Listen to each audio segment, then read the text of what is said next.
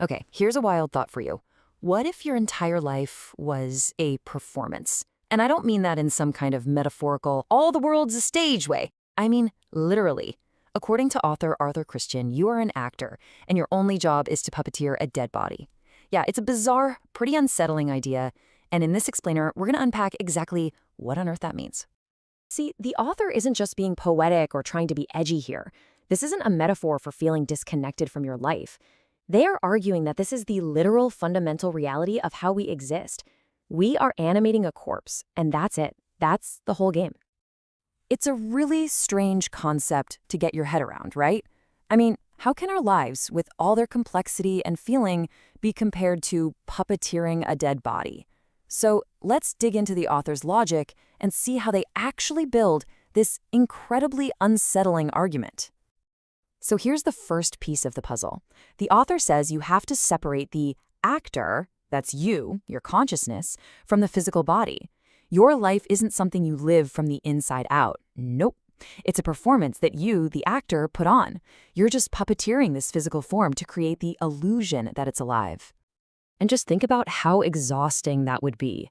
The author has a term for it, laborious labor, and for good reason. Every single action, picking the body up in the morning, physically moving its legs to walk, making its arms wave, even speaking for it, it's all a conscious manual task. It's an all-consuming performance, from the second you wake up until you go to sleep. And this isn't like a one-and-done kind of thing. It is a constant, relentless performance. The author even points out that you can pause it, maybe when you're asleep or zoned out, but you always have to come back and resume the act. The show must go on, always. Okay, so that leads to a pretty obvious question. If we're all just actors in a performance, well, who writes the play? According to the author, we're definitely not improvising. We are following a script, word over word. So how many scripts are we talking about here? To perform a complete fictional life, all the way from quote-unquote birth to death, the author claims we are programmed with, and this is a direct quote, hundreds and hundreds and hundreds of them. The sheer scale of this pre-programming is just staggering to think about. So who's the writer? Where do all these scripts come from?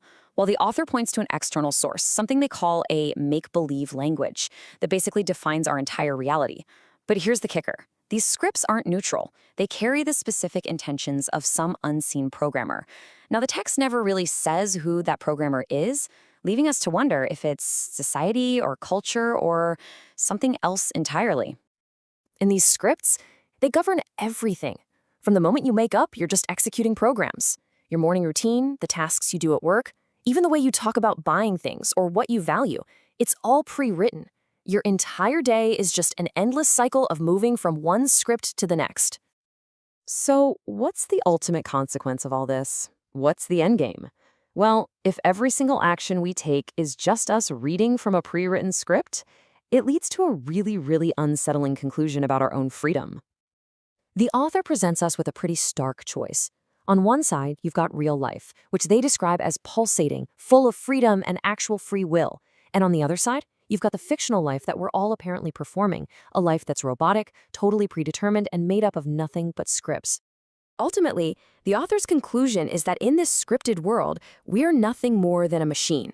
There's no deep consciousness. There's no real will making choices. Other than the mechanical execution of the script, nothing else is really going on. That's it. But this idea doesn't just stop with you as an individual. It gets bigger.